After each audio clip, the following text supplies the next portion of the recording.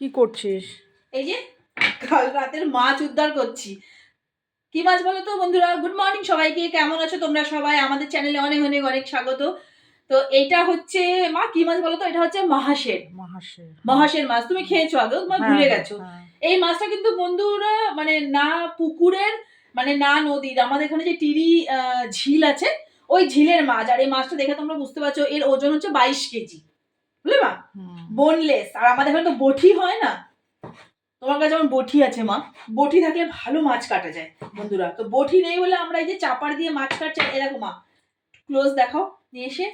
এই দেখো, এটা হচ্ছে মাছের কাটাগুলো।